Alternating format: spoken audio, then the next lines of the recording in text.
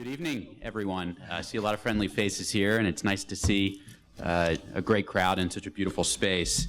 My name is Darren Riesberg. I'm the Executive Director at the Institute of Politics here at the University of Chicago, and I want to thank you for joining us tonight. We have an incredible panel that people have been talking about for quite a while to speak about the lessons from the U.S. war in Iraq 10 years after the invasion. And it's important to note that, as with a number of our other events, this one was the brainchild of one of our students here at the college. And in a moment, I will introduce Professor Tom Ginsburg to speak in more detail about the topic at hand and to introduce the brain behind the brainchild, Matthew Schweitzer. Before I do, I want to thank a number of our partners here for this event tonight. Our new neighbor on campus, the Collegium, the Neubauer Collegium for Culture and Society, which is an interdisciplinary initiative launched by the divisions of the humanities and social sciences that, due to its crack leadership, is already producing fascinating humanistic scholarship. The Committee on International Relations and the Committee on International Studies. I also want to thank the School of Social Service Administration for this space, which we always enjoy. This is just another example of how these different organizations, departments, institutes on campus can leverage each other's expertise and approaches to produce a top-notch experience for our students and for the general public. As I can see here, we have members of the general public here, which we always appreciate. I also want to thank Mariella Simmons, who's the event chair for tonight. So we always have one of the students who works with the IOP really working hard to ensure that we're getting the word out for our events and helping with all of the logistics, which really makes these events sing. And now let me introduce Professor Tom Ginsburg. Tom focuses his scholarship on comparative and international law from an interdisciplinary perspective, and among numerous other projects, Tom currently co-directs the Comparative Constitutions Project, an effort funded by the National Science Foundation to gather and analyze the constitutions of all independent nation-states since 1789. Notably, before entering law school, Tom, among many other things, served as a legal advisor at the Iran U.S. Claims Tribunal. So without further ado, Tom, take it from here.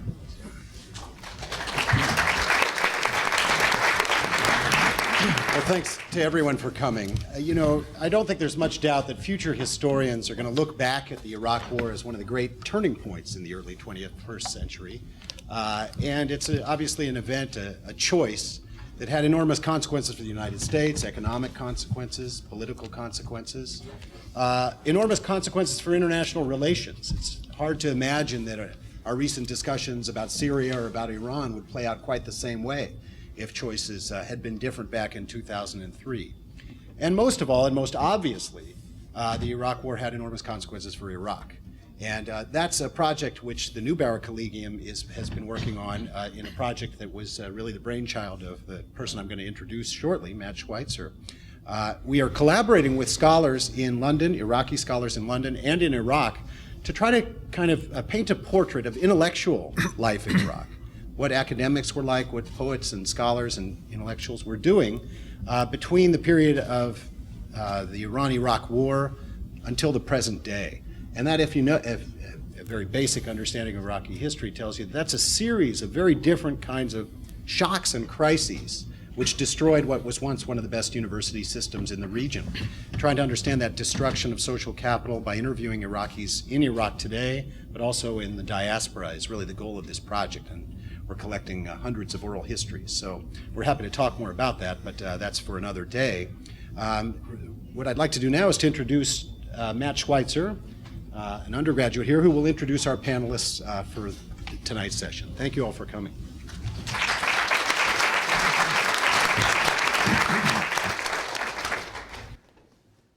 The Iraq experience forms a unique moment in millions of memories.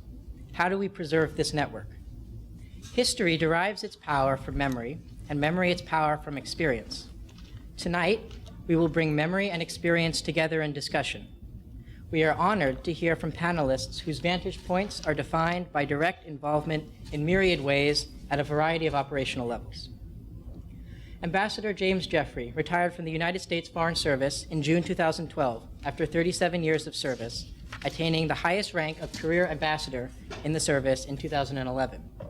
His most recent assignment was in Iraq, where he served as the U.S. ambassador between 2010 and 12. In 2005 and 6, he was special advisor for Iraq to Secretary of State Condoleezza Rice. The year before, he was deputy chief of mission and charge to Iraq. He has also served as the U.S. ambassador to Turkey and Albania, deputy national security advisor, and principal deputy assistant secretary of state for the Near East. He is currently the Philip Solonz Distinguished Visiting Fellow at the Washington Institute, where he focuses on U.S. strategies to counter Iranian influence in the Middle East.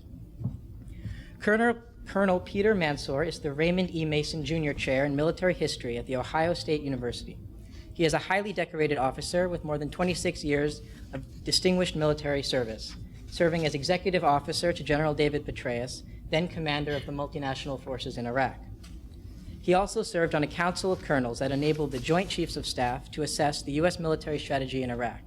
In 2007 and 2008, the United States based part of its surge strategy on this group's deliberations. His most recent book, Surge, My Journey with General David Petraeus and the Remaking of the Iraq War, is released this month by Yale. Ali Adib al-Naimi is an Iraqi journalist who served as news editor for the New York Times Baghdad Bureau in 2007, and his work has appeared on the BBC and PRI's Weekend America.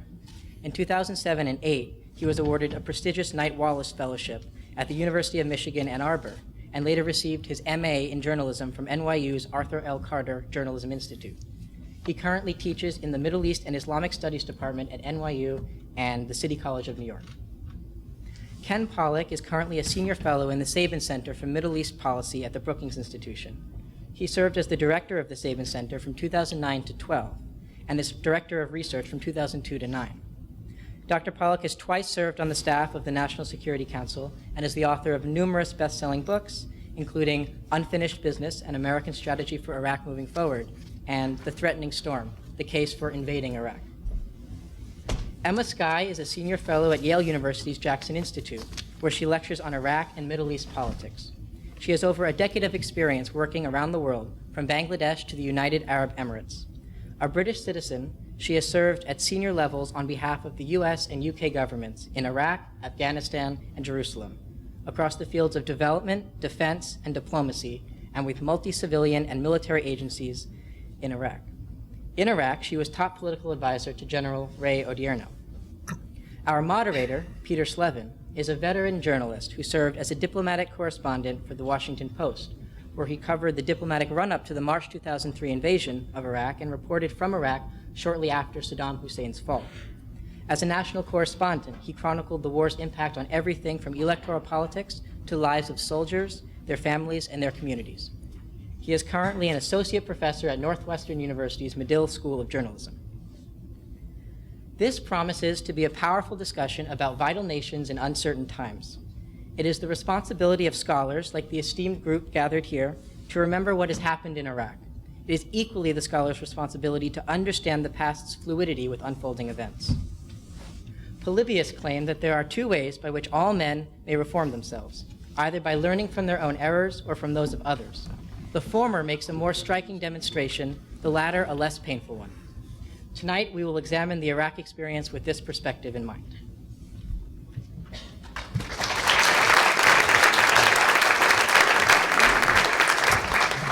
Great. Thanks very much, Matt, for that, and Darren, for two of you putting this great panel together. And thanks for coming out on the beginning of a fall day. It is pretty terrific to have this group together, and it's important that we're talking about these questions. The title of the panel is Lessons from the Iraq War, and it has been these 10 years. And I was driving down here thinking about how this is co-sponsored by the Institute of Politics, and I couldn't help but have a cheesy thought about Ronald Reagan in 1980. Ronald Reagan, who, by the way, lived in Hyde Park as a young boy, when he would ask, well, are you better off today than you were 4 years ago? And in a way, we're asking that about Iraq after 10 years. And we're asking that about Iraq itself, about Iraq as a state. We're asking about the region. When we talk about Iraq, which Iraqis? We're talking about American foreign policy. How has this really all turned out? So I'd like to get started by asking each of our panelists just for one thought, and we will be able to elaborate on this as we go along. But when you think, if you can think of one thing you'd like the audience to come away with in this discussion, one lesson, and then we'll go to a broader discussion. Ken?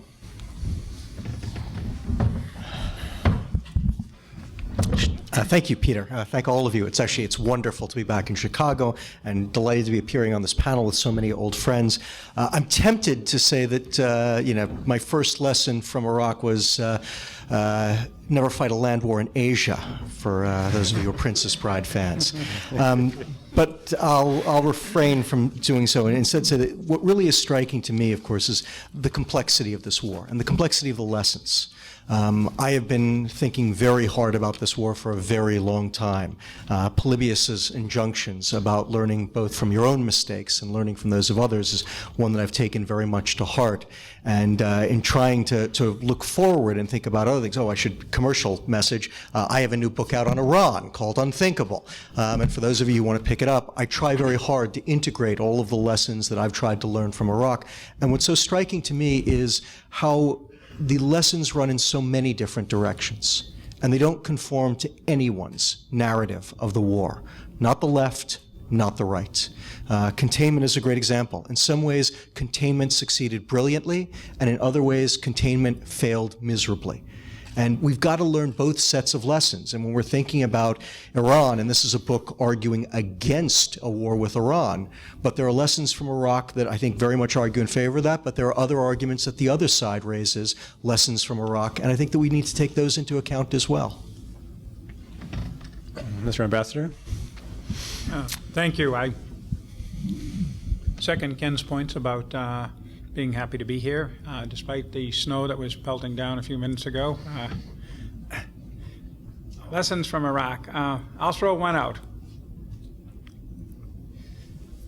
The strategic center of balance in any conflict is the most critical element therein. In Iraq, as with any American war of choice, that center of balance is the American people and its willingness to engage. We lost that center decisively in Iraq, beginning with the 2006 election and proceeding forward. 3 examples. The extraordinary public rejection by the Congress and the American people of a totally legitimate, low-cost, limited, and low-risk engagement in Syria 2 months ago for, again, a very justified cause. Chicago's very own Center for Global Affairs publishes every year a survey of Americans' interests in the world. And the percent not wanting to see America play a role in the world was 38% in the last survey, the highest ever. Among youth, it was over 50%.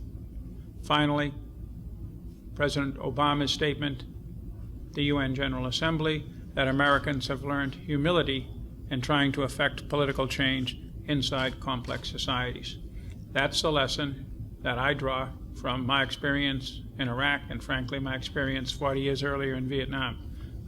Long-term armed nation building does not work for a democracy, period.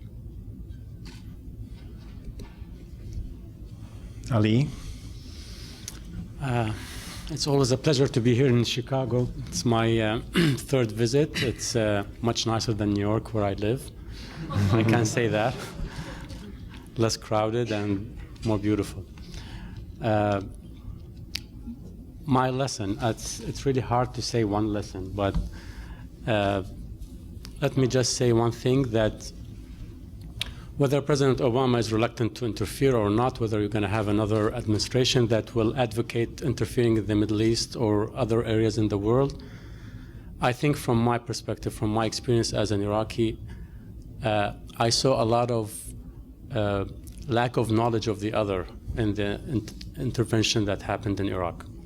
And I hope that this will not be the case in any intervention in the future. And here I'm not talking about just military intervention. I'm talking about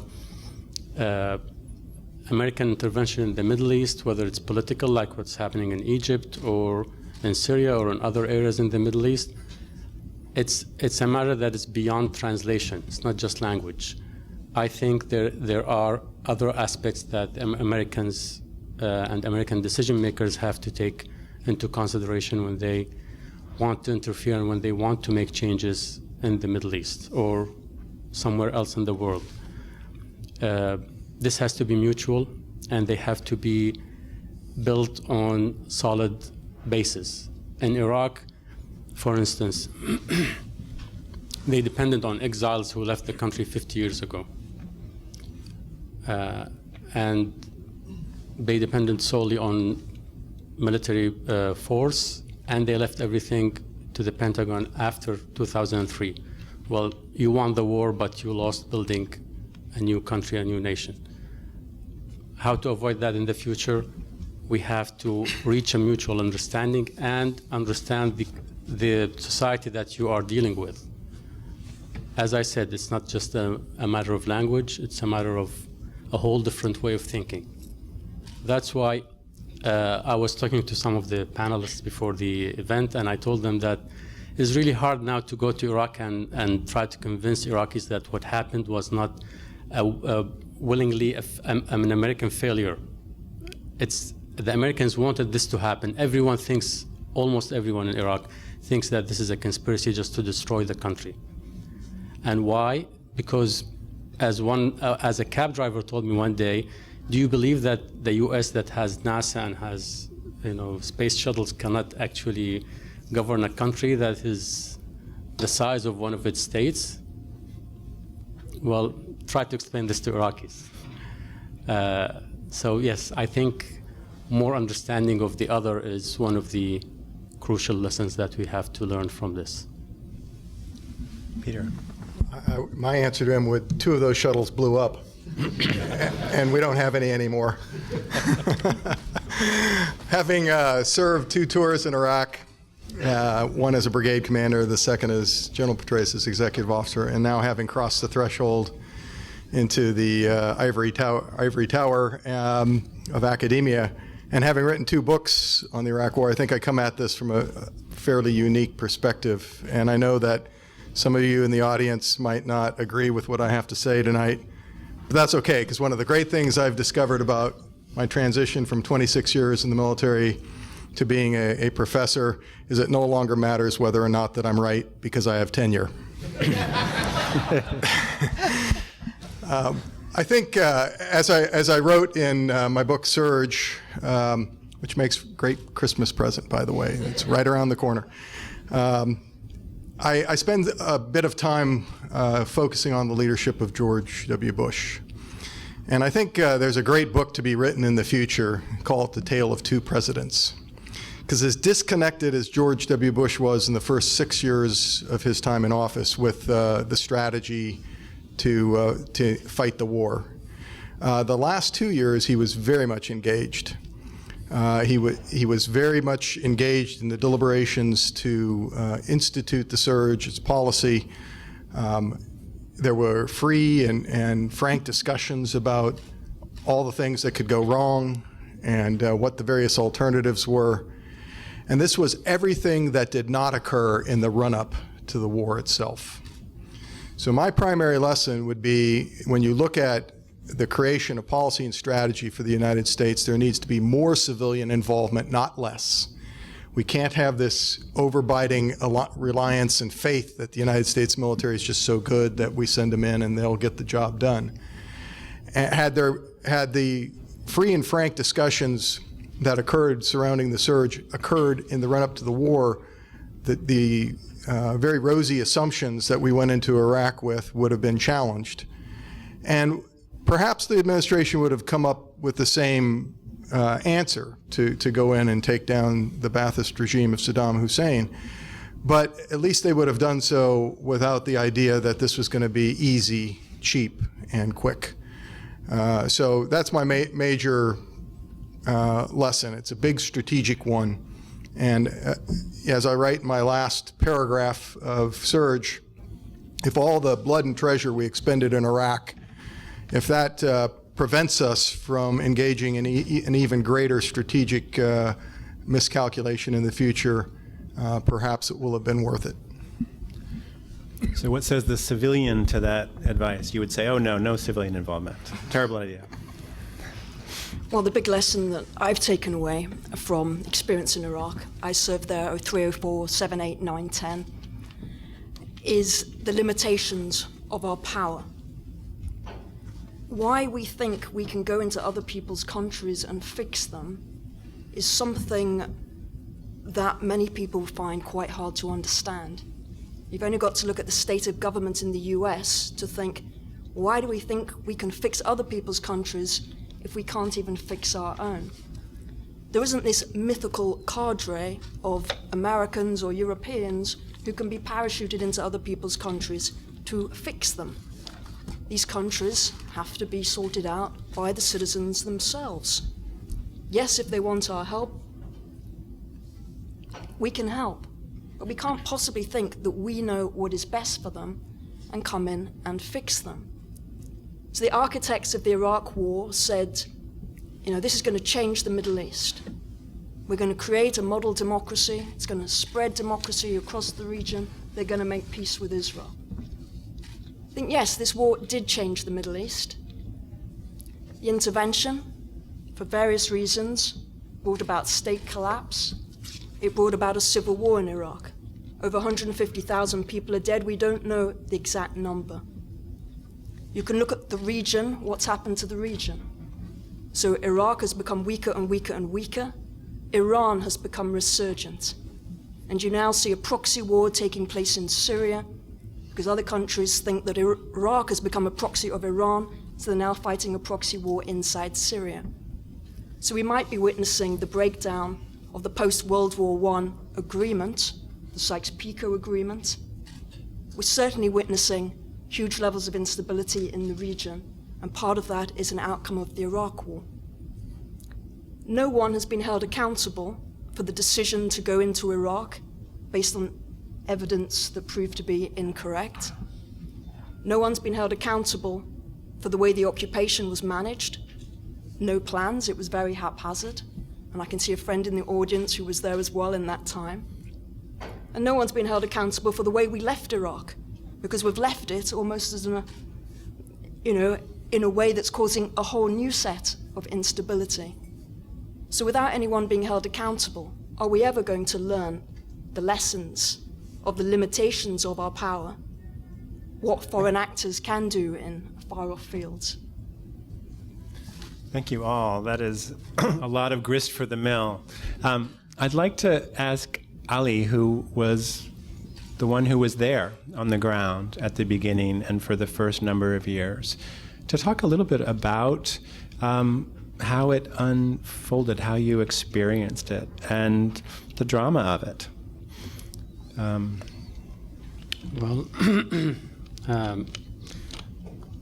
Usually I start right from the beginning, which is not 2003. I used to live in Kuwait, and as you all may know, in 1990 Saddam decided to invade Kuwait. So I had to move back with my family to Baghdad, and I witnessed the first Gulf War in 1991. And then we lived in Baghdad for about 12 years under the sanctions, and it was a very dire situation at that time. Life was getting harder and harder, getting medical services, cost of living, and the regime was getting more vicious against civilians. So the outcome of the sanctions throughout the 90s was people are getting poorer and weaker, and the regime is getting stronger because of that. So by 2003, I remember the day Mr. Colin Powell was giving his speech at the Security Council in the UN.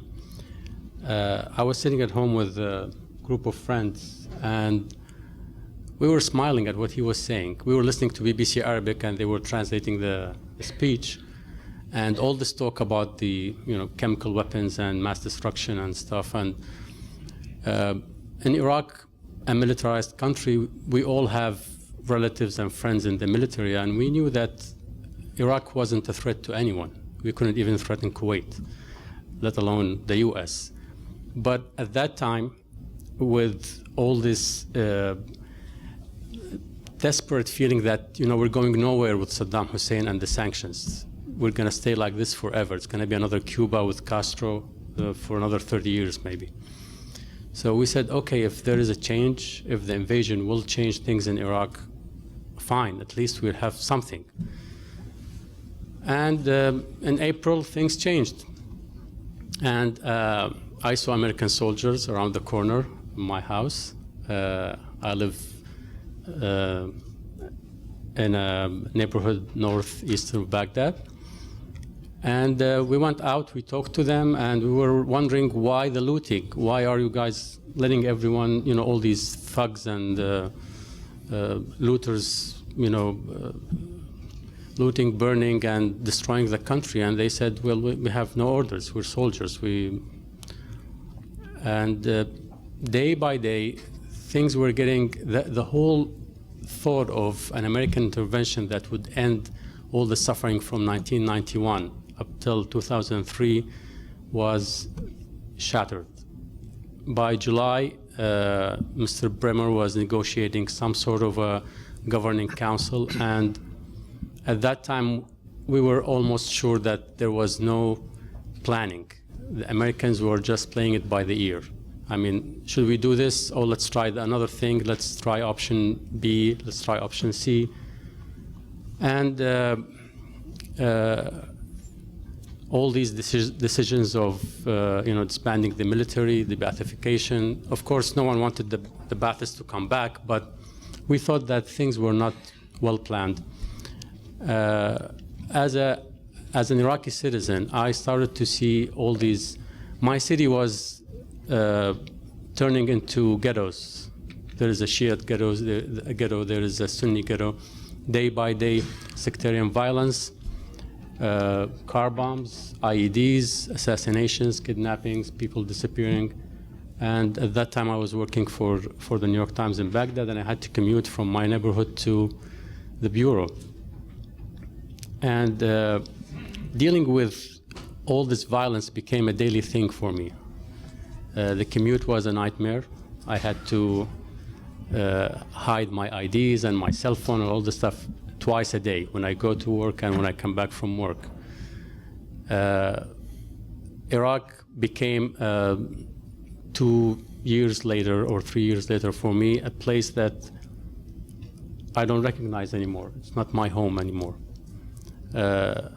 Just imagine when you are terrified to go back to your own house, afraid to go to your own neighborhood, afraid to say a word in English if you're talking over the phone with someone in the bureau, that someone could hear that you're talking in English and they will say you're a spy or you're working for the Americans. So this whole thing that Iraq will become another Dubai in a few months was shattered. The whole dream of changing the country to catch up. We were in a box for 12 years, 13 years because of the sanctions, and then we woke up to this huge nightmare. So it was another disaster that led me to a point where I said to myself, I cannot stay here anymore. It's a tough decision, but once you feel that you're a foreigner in your country, it is even tougher to stay. It's hard. So I had to leave, and I'm still following the news about Iraq every now and then. And honestly, I don't see anything promising now. The American failure in Iraq will have its consequences for years to come. And not just on the country itself, but on the region. Now we're talking about Syria, for instance, and the Iranian influence has grown stronger because of what happened in Iraq. So now you have an additional problem in your hands. If you want to interfere, if you want to do something, you have another Iranian issue in Iraq that you have to resolve before you think of any intervention or any way to change things in Syria and stop the killing. So the whole thing is a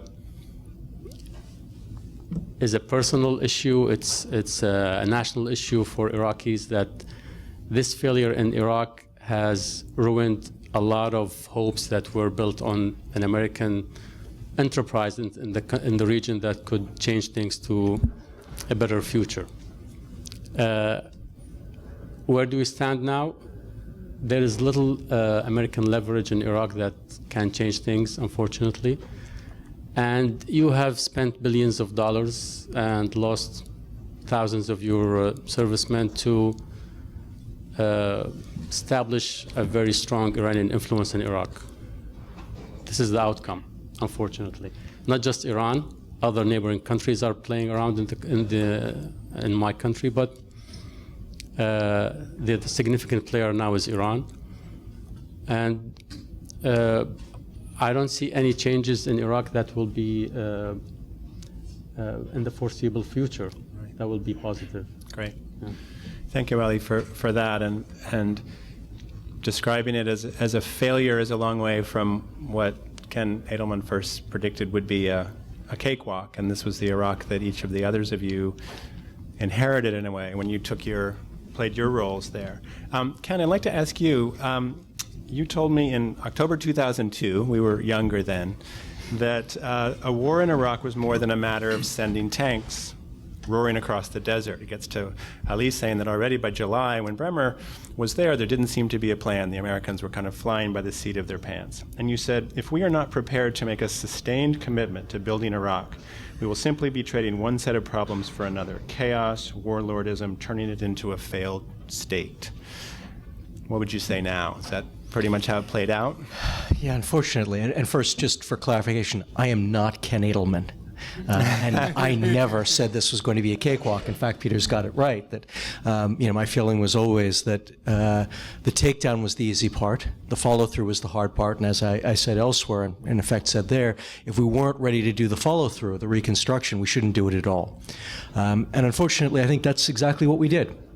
We created that failed state, we created a security vacuum, and we turned Iraq into a civil war dominated by warlords. Pete's book recounts the efforts that were finally made beginning in 2007 to finally turn that around. And we certainly had some impact. We certainly did temporarily fill the security vacuum. And there was a moment in time in 2008, 2009, 2010 that Jim can speak to as well, where it did seem like Iraq's security was more or less holding and that there was reason to hope that Iraqi politics could move forward. But we then walked away, and that security vacuum reopened. And I find it very difficult to disagree with where Ali comes down. I look at Iraq today, the levels of violence are skyrocketing. Last year, in 2012, we saw a 10% increase in violent deaths in Iraq, and that was the first time that we'd seen an increase since 2007. This year, we are on a pace to see a 100% increase in violent deaths in Iraq. That is very scary. What I will say, just kind of putting my Iraq analyst hat back on, is that it is kind of striking to me that Iraq hasn't already descended back into an all-out civil war like what we saw in 2006. And it is interesting that there are some forces of resilience in Iraq that are holding Iraq back. But if I were a betting man, I wouldn't be betting that those forces are going to hold out forever. And I fear that ultimately we have created exactly that worst set of problems that I feared right from the get-go.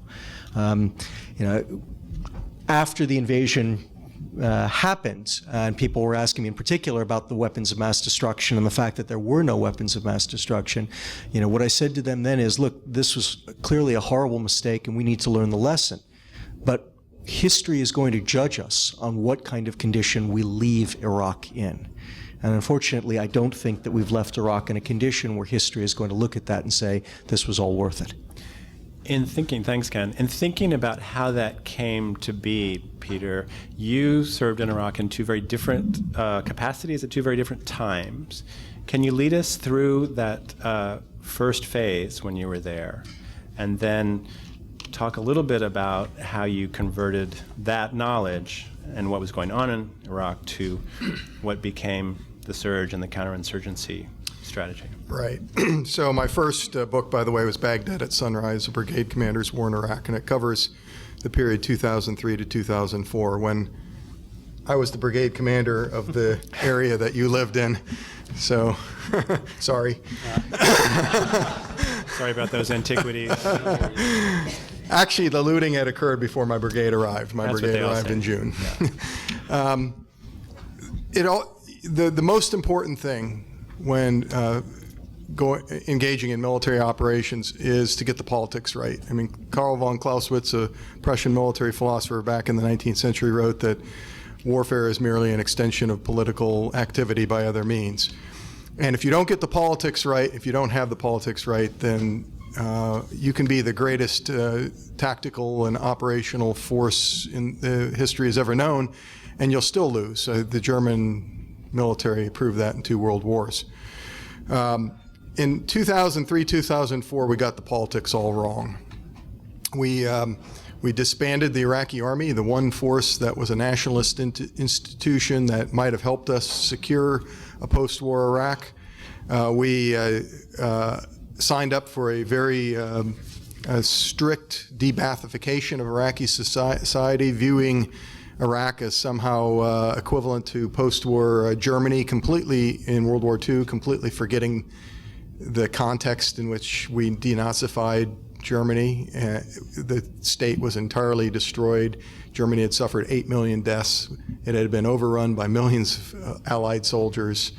And oh, by the way, denazification was reversed within a few years by the Germans themselves. So we missed that. And then we turned over the government to a highly sectarian Iraqi governing council that merely succeeded in dividing up pieces of the government for their various political parties, rather than creating stakeholders from the bottom up, beginning with local elections and moving up towards a national consensus.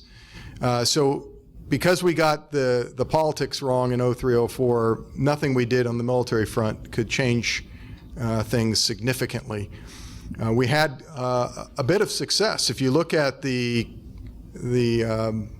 graph, which I have in I think Appendix 4 in my book, of security incidents in Iraq, January, February, March of 04 are about the same level of violence as the summer of 08 once the surge had done its thing, and actually violence was at a fairly low ebb. We had defeated the first insurgent Ramadan offensive, we had captured Saddam, and we had killed his sons.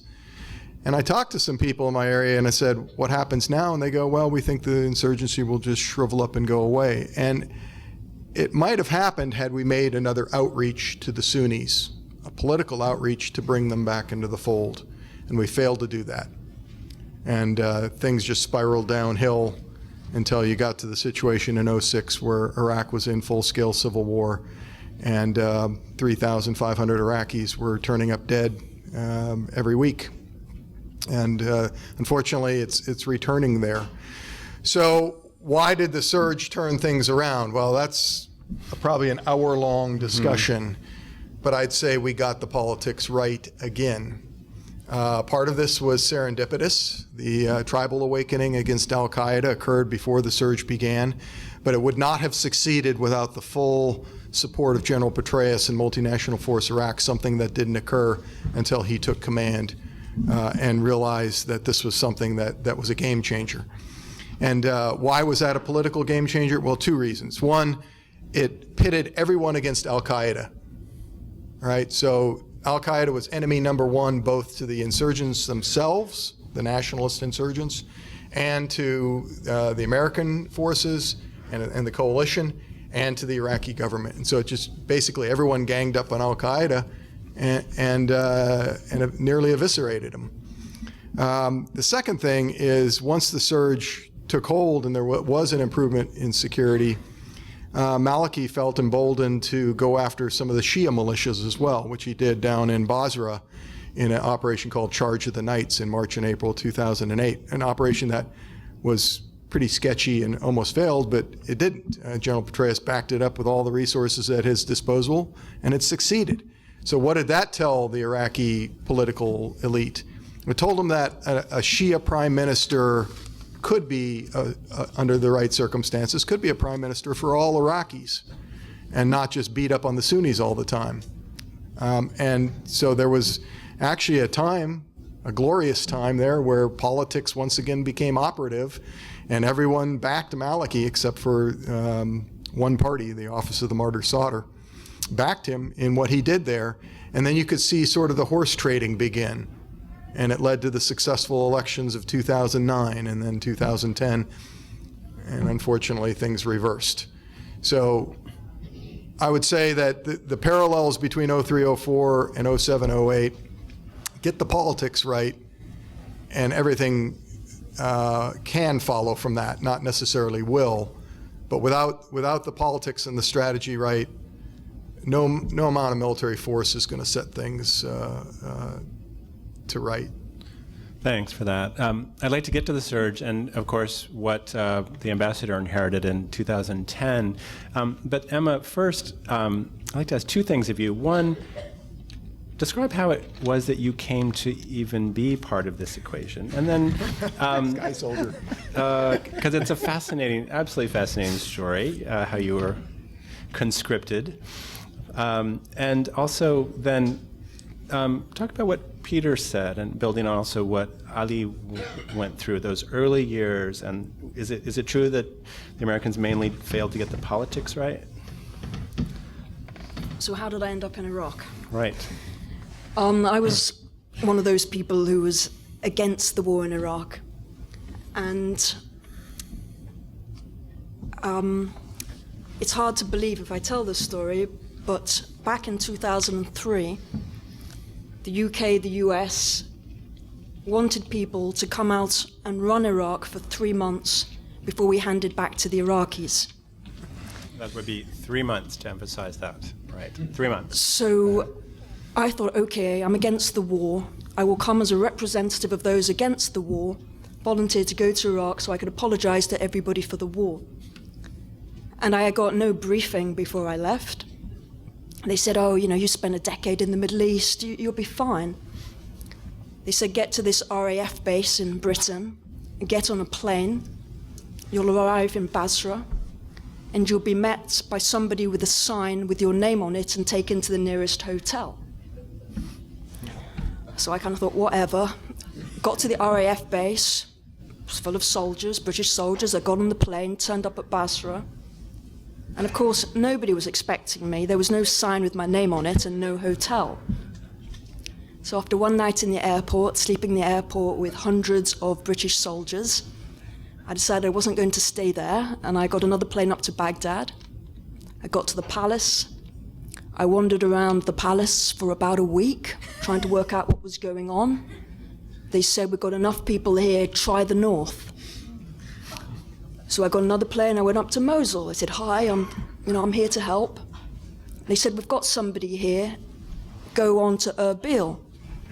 I got to Erbil, they said, great, we've got nobody down in Kirkuk, will you go to Kirkuk? Got the map out, saw where Kirkuk was, I said, fine. So I went off to Kirkuk. I arrive in Kirkuk and they say, oh great, we've been waiting for you. You are now the senior representative, you are Ambassador Bremer's representative, you are the governorate coordinator of the province. So, I had left Britain to apologize for the war, and I was then appointed as a colonial administrator of the province of Kirkuk. And I'd only been there, 3 days when my house got mortared, and on day 5, RPGs came right into the house. They came to the front door and they fired RPGs up into the house. Fortunately, the impact was taken out by the ceiling before it came up into my bedroom, and I survived that. So I thought, oh, this position, it's kind of a big position, obviously, if people are trying to kill me and they don't even know me. So I'd only just arrived. So that was how I arrived in Kirkuk. And I got there end of June, early July 2003. But the big decisions were taken before I had got there, the big decisions for Iraq. And you can look at them and say, okay, that decision to actually occupy Iraq by US forces, as in the German-Japan model, that's a decision. Other options, hand over to the United Nations. Well, the United Nations didn't approve of this venture, so they weren't going to take it on. Hand over to Iraqis. Which Iraqis? The only Iraqis that we knew were these exiles who were pretty odd people and didn't exactly represent all those people living in Iraq all along. So that decision, the decision to occupy. And that was a very contested decision, because the realists back in the US, people like Donald Rumsfeld, they didn't want to occupy Iraq. They wanted to come in, overthrow the regime, put Dr. Ahmed Chalabi in charge, and get out. So the reason there was no planning for nation building was because Rumsfeld was in charge and didn't want to do nation building. So you had that there was no, there wasn't unanimity within the US government about what to do. And then, of course, the decisions to completely change the regime, to completely change the shape of society by this extensive de-Baathification, dissolving the military, with the idea that this is Japan, Germany, we can rebuild Iraq as we did Japan, Germany. So those were the key decisions taken very early on. We never recovered from the security vacuum that created this completely Hobbesian world. And when I teach, I ask my students what would happen if China invaded America, got rid of all the politicians, got rid of all the security forces. And they start to say, well, would there be insurgents against, we would rise up against the Chinese. Well, then if the Chinese said, okay, Republicans bad, Democrats good, what then happens? And you can think, well, that any society, if any country did this, any society would dissolve into insurgencies and civil war. It's not unique to Iraqis. It's not unique. It's not that these people are somehow, more violent. It's the state that provides the framework for people to cooperate and to compete. Without the state, you go into a completely Hobbesian world where anybody with a gun, any of the militias, just take control. And that was something that all of us saw. So those big mistakes were made very on, and we never recovered from them. Mm-hmm. Thank you for that.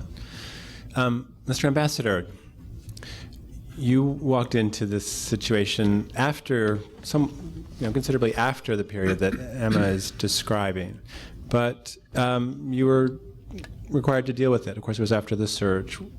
Were there a few decisions that you wish perhaps had been made differently in those 7 years before you turned up?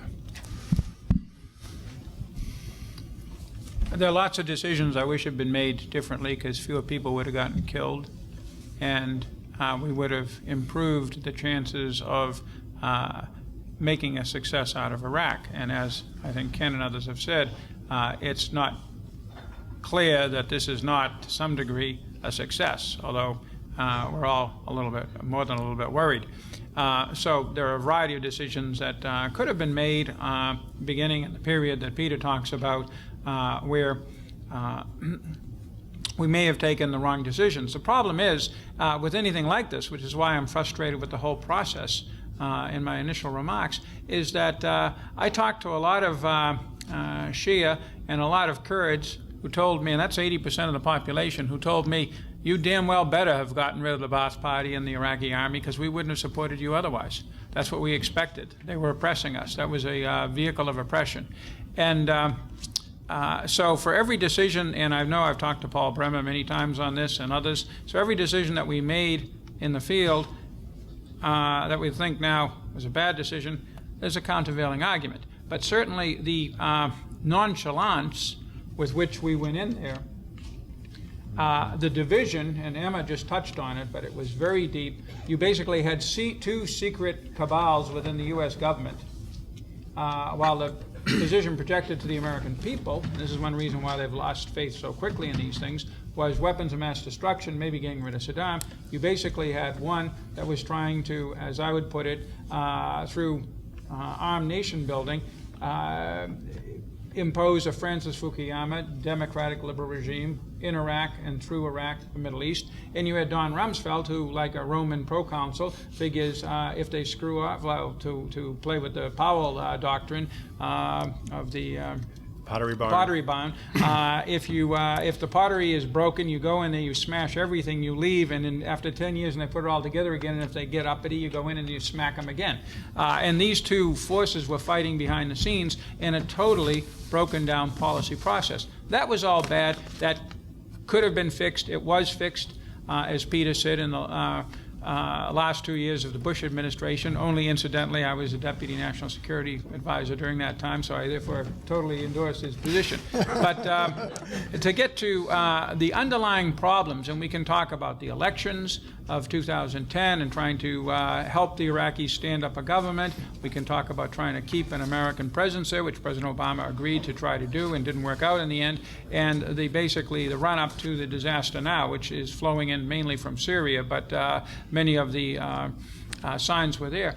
Essentially, we hadn't solved the underlying problem of Iraq, which is it's a society with 3 separate ethnic religious groups. Now, many Iraqis will disagree with this. And I've spent many, many hours, probably argued more about this than anything else. But to those of us who dealt every day with the situation in Iraq, in the parliament, in the government, out in the field, that was obvious. And each of those groups had a different vision for the future of Iraq and its role vis-a-vis the other groups. The glue that was holding the whole thing together and getting everybody to cooperate was the American presence, particularly the American military presence, because they were on both the Shia side and the Sunni side. They were extremists who wanted to take the whole thing down. And on the Kurdish side, there were people who wanted to, and they had enough troops to do it, march out of Iraq. And we would basically, our core mission was to keep Iraq united. We succeeded in doing that, but we did not fix the underlying problems. When you look at places with much higher standards of living and much more experience living together in Europe, such as Northern Ireland and Cyprus, you see the problems that were manifest 100 times more in Iraq, and we just never could get around that. Yeah, I want everybody to jump in at this point. Go ahead, Ken, and I have a question for Ali next. Peter, I just want to make a quick point, picking up on some points that Pete made, that Emma made, that I made, which is that I just want to refine Pete's point a little bit to say that I think what you're hearing from this panel, and certainly the lesson I learned, and again, was one we should have learned beforehand from all those instances that Jim referred to, is that you need both the military side, the security side, and the politics. And you can't think about each of them independently. The military side has got to be able to create security. You have to have that. If you do not have it, nothing else works. And we should remember that not only did we get the politics wrong early on, we also were getting the military strategy wrong. From 2003 to 2006, we had the wrong military strategy. We had created a security vacuum, and we were doing nothing to fill it.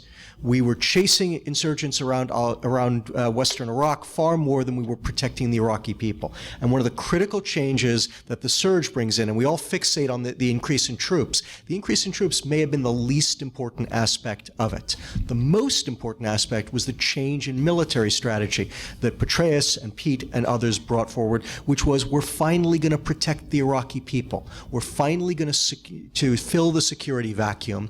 Once we do that, we break the stranglehold that the militias have on the populace. It's no longer the Hobbesian state of nature that Emma and I have both written about. People can actually do the right thing as opposed to the wrong thing. But once that happens, you have to have the politics, because you can't sustain that military presence indefinitely. You do have to build up an Iraqi structure that can take it on itself. And I also completely agree with the point that Pete made beforehand, that bizarrely, we actually had it right at the very beginning.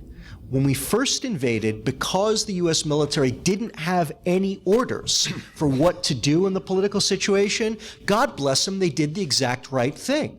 They secured Iraqi towns. They immediately reached out to local notables to start running things. They formed up their own local councils, and they would have started elections at that local level had Donald Rumsfeld come in and the whole Pentagon not come in and said, cut that out. We don't want any of that. It's going to be Ahmed Chalabi's problem. But you do have to build from the ground up. But again, you've got to have both pieces. You can't think about it in isolation. And I'd argue in 2003, 2006, we were getting both wrong. In 2007 and 2010, we got both pieces right. I have a question to ask Ali, Yes. and that is, in your view, had we had a better plan once we invaded, better plan to occupy Iraq, rebuild and so forth, was there a chance for success, or were the social fissures that were underlying Iraqi society always going to come out and make things a hash?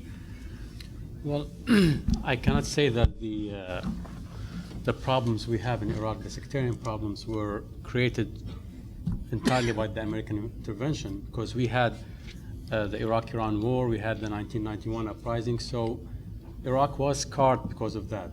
And yes, I agree that we had issues in the society, but everyone was waiting for an American plan. And I remember in my neighborhood, 2 weeks after the fall of the regime, we had a unified prayer in the big mosque in my neighborhood, Sunnis and Shia. It was called it was just an initiative by the two sides. There was no government that called for it, no political party. I think the stakes would have been much higher if the Americans had actually a plan not set up by people like Chalabi or Hakim or others. I agree with you, by the way. I write that in Baghdad at Sunrise. In my view, when we first got there, a lot of people like you in my area, and I got there in late June, so a little bit after the period you're talking about, there was a lot of people saying, we were all persecuted by Saddam. Sunni, Shia, Kurd, everyone suffered. So we're glad he's gone. But then it's like, what next? And there was no answer to that question. And we were making it up as we went along in the green zone, and it was just amateur hour. Sorry, Emma. And Emma, do you think that there could have been a positive way forward, that an adventure that President Bush saw as part of his democracy agenda, fight for the Muslim world as he described it, actually could have succeeded with a little bit of forethought? Or was it just simply doomed from the start? It's very difficult because it's easy to say what we could have done better. Mm-hmm. And there's many things we could have done better. We didn't understand Iraq. Iraq is a very, very complex society to understand. And certainly the exiles that we listened to, who were the ones who said, do the debath, do this, do that, were not necessarily representative of the people. I mean, the people had been there all along. So could we have ever really put together a group that was more representative? Would we have known how to do it? And this I question, because there are going to be people, particularly those who came back from overseas. They had fought on Iran's side in the Iran-Iraq war, and there was always going to be bloodletting, there was always going to be revenge. When you look at Bush Sr. in 91, his hope was that the regime would stay, but the military would get rid of Saddam. So you'd keep the same type of regime minus Saddam.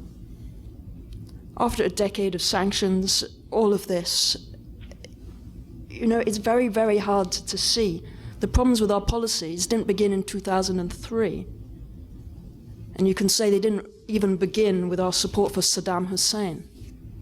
And you can keep going back and back and back in time and think, our problems with our relationship with Iraq go back a long way. I mean, you can trace it back to Churchill changing the fuel of the Royal Navy from coal to oil that made oil so important to us all. But you can also say the golden era for Iraq was under King Faisal I. A monarch, brought from Saudi Arabia, tried out in Syria, didn't work so well, and then put inside Iraq, where he actually did very well. And that's now looked back at as the golden age. So I think it's, you know, when you look at any country that is, where the regime is changed by an outside force, the odds are not good. Statistically not good. So I think we're in danger of saying, well, we've only done this or we've only done that, it would have been okay.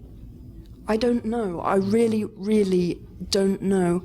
When we get involved in nation building, that becomes a whole different thing. I think we tried to do far too much, and we didn't do the right things. The most important thing was an inclusive peace agreement. We never got that inclusive elite agreement. We excluded Sadrists on the basis of class, Sunnis on the basis Saddam was a Sunni. So it was never inclusive. And you can look at Iraq today, the way we left Iraq, there was still not an inclusive elite agreement. Same in Afghanistan. After 13 years, we're thinking, oh, maybe we need a peace agreement there. It's the most important thing, because if you don't have that inclusive peace agreement, everything you try and build, people just destroy. And we spent billions and billions and billions trying to do good stuff, and it got destroyed because people who weren't part of the new regime tried to pull it down. Thank you. Jim, do you have some thoughts about that? And Yeah, basically agree with all of my friends and colleagues, many of whom I've worked with. But just a couple of, try to put this in a larger context. For some of you who don't, in the audience, who don't like American interventions and the American military sloshing about the world, I fear my words were music to your ears. What I'm about to say probably won't be. If you're wondering why we tried something like this, the answer is, damn it, because after 1945, for 40 years, we did things like this all around the world, and the world's a hell of a lot better, more democratic, richer, and safer, and less violent place because of it. I remember in Vietnam, people said, hell, the whole country was against us, that we were supporting a dictatorship, not just in Vietnam, but throughout the region. Today, from South Korea to Indonesia, all of the countries we supported, and all of whom thanked us for being there, are democracies, with one exception, Vietnam itself. And similar histories can be told in the Balkans, in Eastern Europe, in Central America, and South America, and elsewhere, beginning with Germany and Japan. Why we didn't succeed this time, we're talking about that tonight, and believe me, all of us and many, many others have put a lot of effort into this. But the point is, it wasn't a stupid thing. It wasn't something that we just got this wild idea to gallop off and fix some foreign country. We've been doing it successfully to the betterment of our security and the security of most of the world since 1945 and before. It didn't work out this time. It also didn't work out in Vietnam. Most of the time, in most places, it did work out. That's the first point. So I have a little bit of sympathy for the folks who got us in there, however operationally screwed up they were. And believe me, it's hard to imagine anybody who was more operationally screwed up at the highest policy levels than that gang in 2003, 2004. The second thing is, let me mention something that I don't think has come up yet tonight. September 11th, 2001. That shook this nation and much of the world to its very roots and made the impression that we had to do something about this extraordinarily dangerous situation in the Middle East, which was a region that, unlike the others, was not moving forward. The 2002 UN Development Program survey, written mainly by Arab scholars, illustrates that. But we knew much of that even before. A region that combined weapons of mass destruction, combined North Korea and Osama bin Laden in a really volatile stew that made all of us shiver at night before September 11th and sure as hell after. So the administration in 2002, 2001, 2002, 2003 thought it had to engage with a vengeance using the tools that had been successful most of the time since 1945 in most places in the world. These weren't stupid people. They weren't coming up with something totally new. but it did not work this time. Where I disagree with some of the members of the panel is, it makes sense for me because we're going to be involved in counterinsurgencies and wars of one or another in the future, and it's good to figure out where we screwed up, particularly operationally or on basics, to do better. But nonetheless, I don't think if we tweaked this decision, if we chose this different person, if we had dodged left rather than dodged right at any one moment, it would have changed all that much. I'm really glad that we did the surge. I'm really glad that we were able to leave there with a military victory and with a country halfway put together. But at the end of the day, we cannot, nor will the American people let us, sustain that country through force and money indefinitely. And that's the situation we face today. Can I jump in here? Sure, jump in. I point out that President Bush used to continually say that Iraq needs to look like South Korea, where it's now Korea War, end of the Korean War plus 60 years. U.S. forces are still there to the tune of about 27,000 troops, somewhere around there. Lots of air power and lots of engagement. It took 3 decades plus before South Korea actually became a functioning democracy. Before then, it was essentially a dictatorship. And 4 decades until it became an Asian tiger with a really vibrant economy. But today, it's one of our greatest trading partners, one of our greatest allies in East Asia. That was the vision that President Bush had. It would have required a sustained engagement by U.S. military forces, because that was the glue holding Iraq together, and that was our leverage with the Iraqi government. I think now my experience ends with the end of the surge. I left in May of 2008, so I don't have any experience when President Obama took office. But my view of him is that he viewed Iraq more like Vietnam, that it was a mistake, it was a foreign policy mistake, it was poorly conceived, poorly fought, and we had to get out. Now, I know he tried to stay in, but did he try to stay in to the extent that President Bush did? President Bush had weekly meetings with Maliki. And as far as I know, President Obama just turned the Iraq portfolio over to Vice President Biden. And the Iraqis can tell the difference between a president and a vice president. So we lost leverage there. So you have this 2 different administrations, 2 different views of what Iraq is and should look like, and I think it colored their policies. 30 seconds. Please. Peter raised the South Korean thing earlier, and I didn't give him a very good answer, but I've had now an hour to think about it, and here's the answer. To the overwhelming majority of the people of South Korea, even when we were pushing them to be a democracy and they weren't ready for it and such, the one thing we offered them was security against their security problem, which was North Korea, and behind North Korea, China and the Soviet Union. And that's, by and large, the case in Central America, the case with China, and rather Japan and Germany after the war. On top of everything else, more important, we knew the societies better. We were the security answer against the threats most of the people in these countries felt were out there circling around them. In Iraq and in Vietnam, much of the population didn't think we were the answer to their security threat. They thought, rightly or wrongly, we were the security threat. I'll rest it there. Thinking about the end game and the fact that the Americans did pull out, as our final question before we turn to the audience. Mr. Ambassador, you were, of course, there at the time. Ayad Alawi, who had a dog in the fight and lost out, was very frustrated with the Americans. He told Dexter Filkins recently, I needed American support, but they wanted to leave, and they handed the country to the Iranians. Iraq is a failed state now, an Iranian colony. If you take the Pottery Barn example that General Powell and Rich Armitage used and said, well, if you break it, you own it. Did the United States own it long enough, and did it leave Iraq in the shape that it might have? Or was that not even relevant because Maliki wanted them out?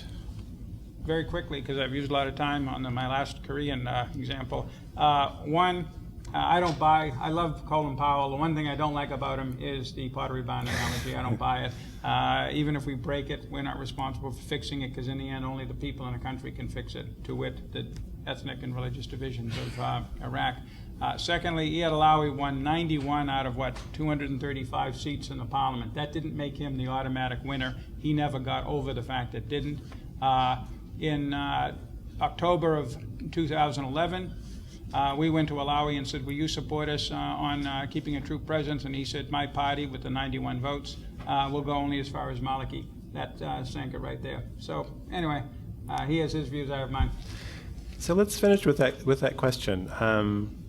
Emma, the United States left when it did, and it left Iraq in what kind of shape? Did or did not do the right thing there toward the end? Ali, I'd like to hear your thoughts too.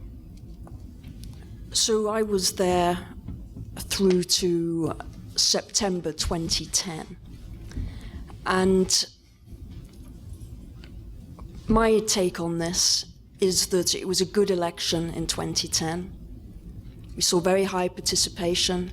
We saw people who'd been involved previously in the insurgency believed that, hey, they were coming into the political process. So there was, a lot of campaigning, and there was excitement. And initially, when we look back at the 2009 elections, the big thing was not to campaign on sectarianism, but to actually campaign on national reconciliation. And Maliki went very strongly on national reconciliation, and he did very well in the provincial elections. Coming up to the 2010 elections, the two main blocs being formed, one was State of Law being run by Maliki, and the other one was Iraqia being run by Iyad Allawi. And initially, both of them were trying to portray themselves as non-sectarian coalitions. But then nasty games got involved with the reuse of de-Baathification. They're trying to smear Iraqia blockers. These are the Baathists coming back. The Baathists showing mass graves up against the pictures of the Iraqia leaders. And we knew a lot of this was Iranian propaganda being pushed out, but it was also Shia politicians who thought this would be popular to mobilize their vote. So when it came to the elections, it was a hard-fought election, and the outcome was 91 to Allawi and 89 to Maliki. Maliki refused to believe the outcome. He was absolutely sure that he would win, and he would win big. He believed that we were conspiring against him to bring about this outcome, and he demanded a recount. There was then de-Baathification to try and change the results, and this went on for months and months and months. So the longer he sat in the seat, the less likely it would be that he would get replaced. Now, the politicians all agreed on one thing: they didn't want Maliki to stay as prime minister. But they couldn't agree on who they did want as prime minister. So it was all about what they didn't want. I think our big mistake was not to uphold the constitutional process, which allows the winning bloc. And I come from a country with a parliamentary system, so even if you get one vote more than the others, you're still considered the winning bloc, to have first go at trying to form a government. So I think if we had upheld that, the constitutional process talks about 30 days, let Allawi have first go at trying to form it. If he couldn't do it, then you go to the next bloc and let that bloc have a go. And the fact that we didn't try and uphold this allowed this process to go on and on and on. And so every party was saying, well, we want this guy or we want that guy, so there was no starting position. In the end, you ended up with, how the government was formed was the Sadrists were persuaded, blackmailed, to support Maliki. There was a lot of Iranian negotiations to make this happen. The condition was always going to be no follow-on agreement to keep US troops in country. And all the elites were then angry with the US. We hadn't brokered the government. We hadn't done what they thought we would do. So when it came around to the troop negotiations, nobody was standing forward. So I think when you look at the period 2007 to 2009, that was the period where we actually had the right leadership, the right strategy, and the right resources. Just that period. And that period was focused on stability. The first period, from 03 to 07, the Great Democracy Initiative, we didn't have the leadership, we didn't have the strategy, we didn't have the resources. And I think from 2009 to 2011, we didn't have leadership, strategy, and resources aligned. So I believe that we didn't leave Iraq well, that we had a real opportunity to try and make those elections bring about some form of change, to make people believe in a political process, and to make people think just because you sit on the seat doesn't mean it's your seat for life. The outcome was the same prime minister, the same president, corruption just getting more and more and more, and there's not an example now of power being transferred through a democratic process, through elections. So I don't believe we left Iraq well. For me, it wasn't about keeping troops there. It was more about keeping US engaged. And as the troops went down, the troops are very keen to make sure that the civilians became more and more engaged. But the dominant message coming from Washington was about, victory is getting all the troops out. So the dominant message was, we're leaving, we're leaving, we're leaving, not we're changing the nature of the relationship. So let me say one quick thing, because I want to get to questions. Ali, if you wanted to have sort of a minute to talk briefly about that exit while we pass around the microphone, or is that how you want to do it with them? Yeah. Well, I totally agree with you. No one in Iraq wants to see thousands of American troops back again in the country. No one wants to see that. But again, no one wanted to see this vacuum. The same thing I felt as an Iraqi, and a lot of Iraqis felt, that the US wanted just to leave the country. They were giving a message to other significant players in the country that we are leaving no matter what. It's all yours. So with what happened, the consequences of the elections and abandoning the seculars in Iraq left someone like Ayad Allawi begging publicly on TV to visit Tehran. He was saying to the Iranians, why didn't you send me an invitation? Because he knows that the real negotiations are there, okay? And the Americans are not the stronger element in the country anymore. Now, to comment on what the ambassador had said, I agree with you that the Americans were the glue at that time. And with the model of Korea, the people were shooting at you in Iraq, but the Iraqis were shooting at you, but the Koreans were not. I will just tell you one thing, that sometime when I was coming back from my work to home, if I see a roadblock, an American roadblock, I would feel safe. I would just stop, show them my IDs. I'm safe. If I see Iraqi police, I would wonder, are they militias? Are they true Iraqi police? And even if they were Iraqi police, were they Shia or Sunnis? Am I going to be kidnapped? Am I going to be killed on the spot? So Americans, actually, Iraqi people felt at the time of the surge and later that Americans were the source of security. They were the side that we can actually trust. They will not kidnap us, kill us. Even if they arrest me for something, I will have a name, I will have a number, and my family can go and ask where I am. But this is not the case with militias. So did the US leave Iraq in a better situation than 2003? I'm afraid not. Let's be hopeful that this democratic process maybe in the future can produce something better. But if you have the same prime minister for years and years, I don't see how this democracy can actually flourish. Right. Thank you for that. Questions? Is there a microphone? Do you want to just pass it to someone? You're in tears. You're in tears. Ali's depressed. Hi, great talk. Really enjoyed it. We've seen in around the world, and as you, Ali, said in your talk, that ethnic conflict can, be overcome, and people can, Sunni and Shia can work together. But given the nature of the Sunni-Shia divide, given how vast it is over all different kinds of nations, I mean, my best friend is from Egypt, and the point she's making all the time is that is the big conflict. What do you think the state of that conflict is today, and do you see any future? Because it seems like usually there's only kind of stability there, and it never really finds an established sort of solution. So, any of your thoughts on the nature of that? Ken or Ali? Quick thought on that. Quick thought on that. I think the Sunni Shia thing is part of the political Islam issue in the Middle East. In the past, the Sunni Shia thing was a social issue. In Iraq, in the 50s, Iraq of my parents, Sunni Shia thing was, if you propose to this family and they're hardline Shias, they might say no if you're a Sunni. But I mean, within the political sphere of events, that was not the priority of what people would look at.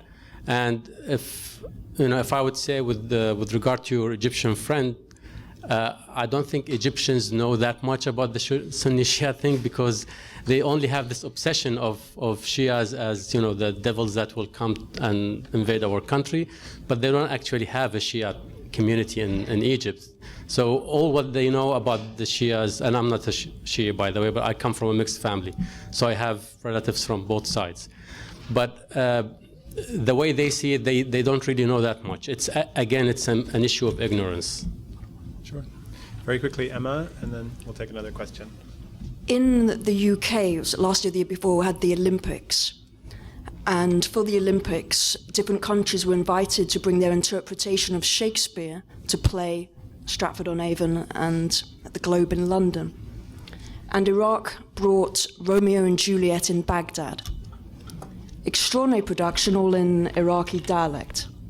And the director, you would think, how are they going to show Romeo and Juliet in Iraq? The director chose not to do it in terms of ancient hatreds. He chose to do it as one family. And I think that says something, because the fact that he had done that, when he showed it in Iraq, he said people were in tears because that was the country that they remembered. It was the country that they hoped for. It was what Iraq could be. So Romeo and Juliet were one family. It was a dispute within one family. And it was about which brother should be head of the family. You had your turn, now it's my turn. So he displayed it that way. The cast were all of mixed backgrounds. They refused to say which one of them was Sunni or Shia. They talked about how hard it is to find, a model for Romeo in Baghdad. That Romeos in Baghdad are not like Romeos in other cities. So there is that muscle memory of the country that once was. There is that hope for the country that might be in the future. But it's undeniable now what's happened for the last decade. Iraq, I don't think will return to that Iraq of the past, and the future is a pretty scary place. But this is not ancient hatred between Sunni and Shia. They have not been fighting each other for centuries. You can look at Catholics and Protestants in Europe, far more bloodshed.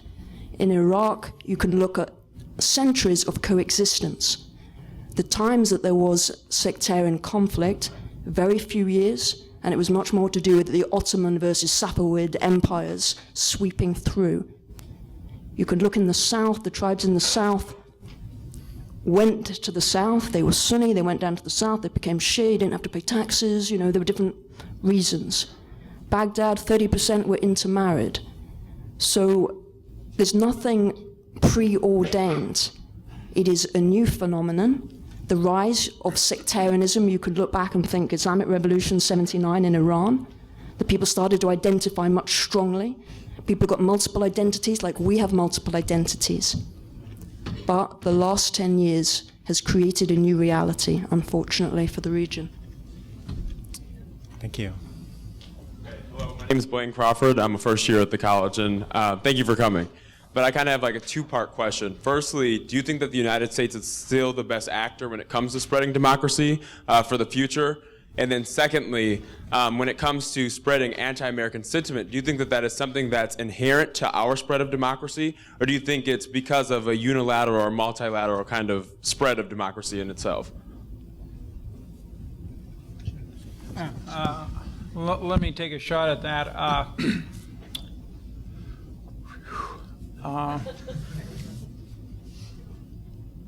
we have to believe, we believe in democracy as a universal value. President Obama in his UN General Assembly speech, the same one where he talked about humility and applying it, emphasized very strongly that that is our belief.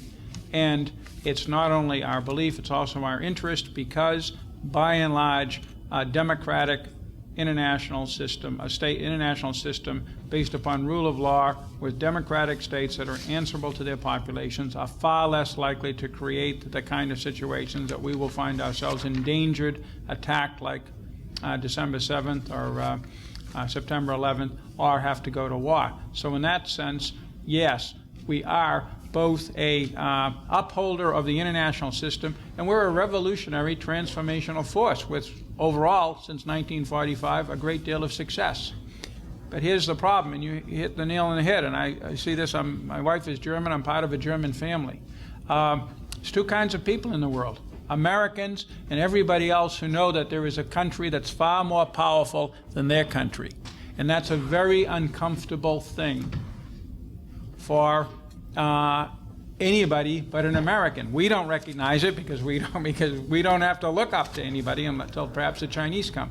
Both in Turkey and in Iraq, when I was ambassador in both countries, Washington would say, why are we doing so badly in the polls of popular opinion? We're allies, we're doing all of this stuff in Iraq, we're doing all this stuff in Turkey.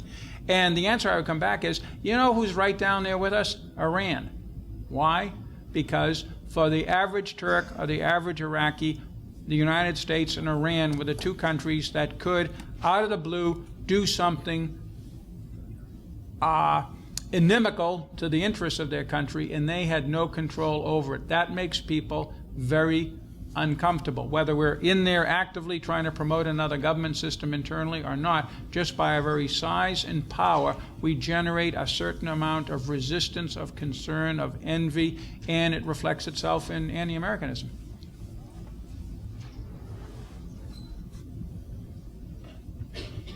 Hi, so my question is mainly for Colonel Mansoor, but I feel maybe the ambassador or Mr. Pollack would like to jump in as well. I just want to talk about the surge narrative and the coin narrative that's kind of come out at the end of the war. Because it seems to me there's a disconnect between what we see as the triumphalism of the surge narrative, which is, well, we got a lot of stuff wrong, but then we got a lot of stuff right.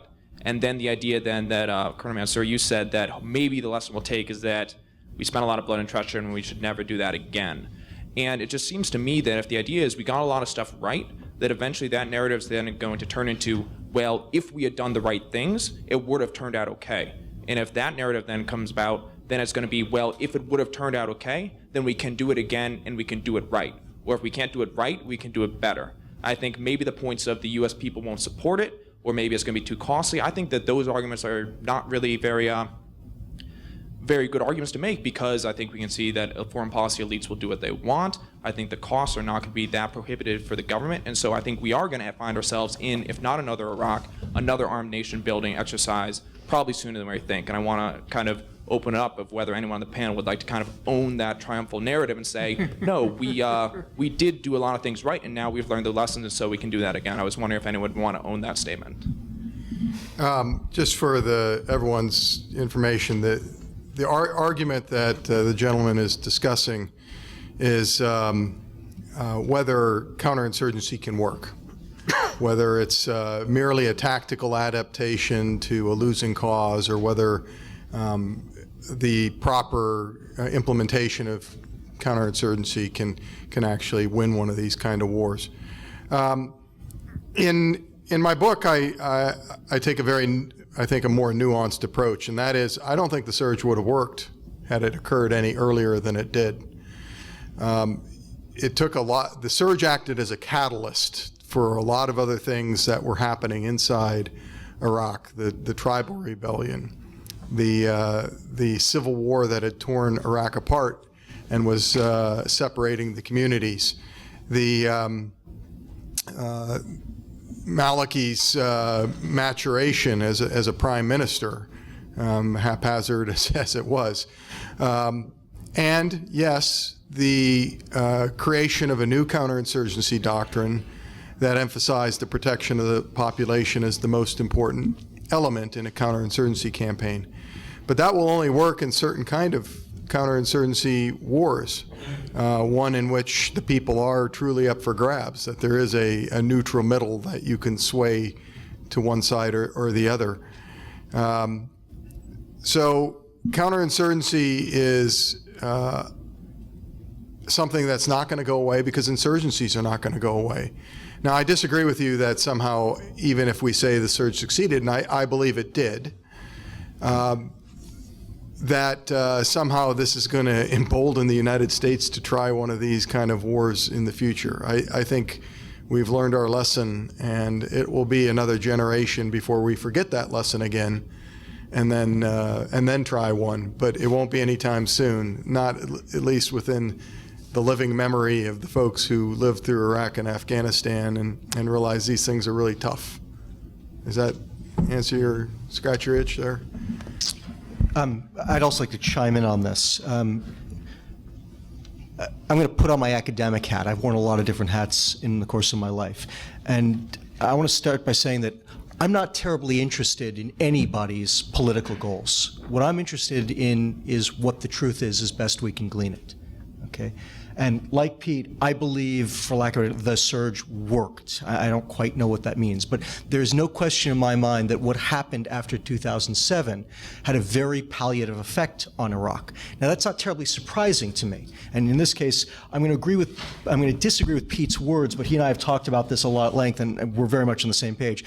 What was going on in Iraq wasn't real counterinsurgency. We call it that because that's what the military likes to call low-intensity conflict operations. What we were really doing was suppressing a civil war.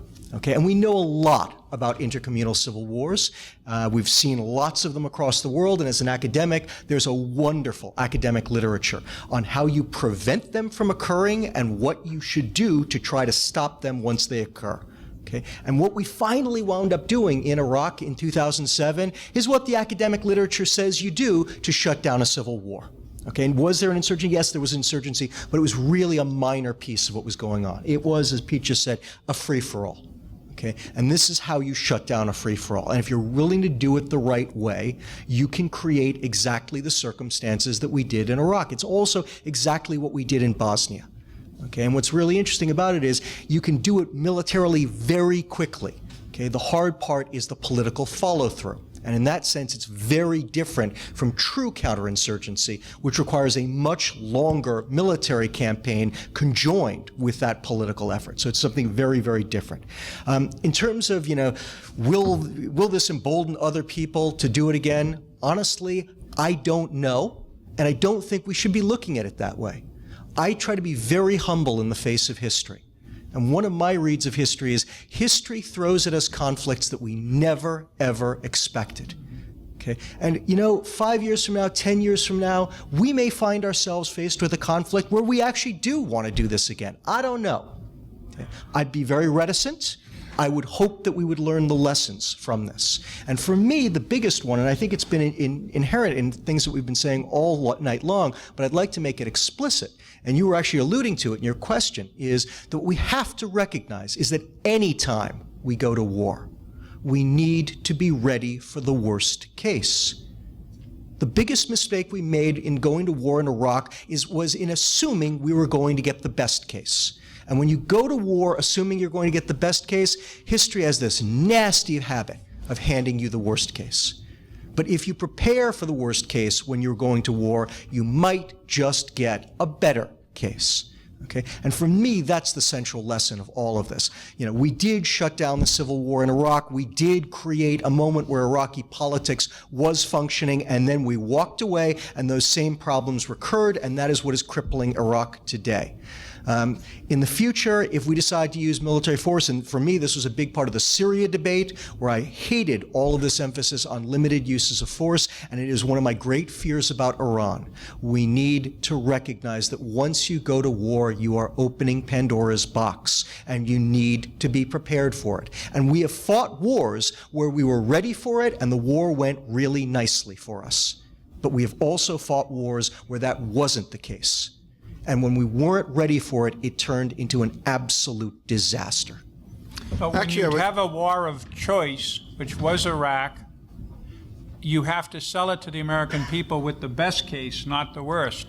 In 1990, 1991, where we had what I don't think was a war of choice, it was a war of necessity to throw Saddam's armies out of Kuwait, the president, Bush 41, was very clear on how high the casualties might be and what the cost would be, and the American people supported him. And as you said, we got pleasantly surprised. But we were ready for the worst, and the American people were willing to do it because they felt that they had a stake in it. They never had the same stake in Iraq. Actually, Ken and I agree on just about everything. I would like to put some granularity behind your comment. You believe the surge succeeded, whatever that means. Whatever that means is the surge succeeded because it brought down the level of ethno-sectarian violence to a level that was conducive to the re-energizing of Iraqi politics. That was the purpose of the surge. And then I fully agree with you, our lack of ability to sustain that effort over more than just 3 years and bring Iraq to a stable foundation for decades was a huge failure. And Emma, you just make me want to cry with your explanation of that's the first time I heard that. But it's very, I mean, for someone who left 24 soldiers on the ground there and, now in Arlington, it's just very sad that we weren't able to see this.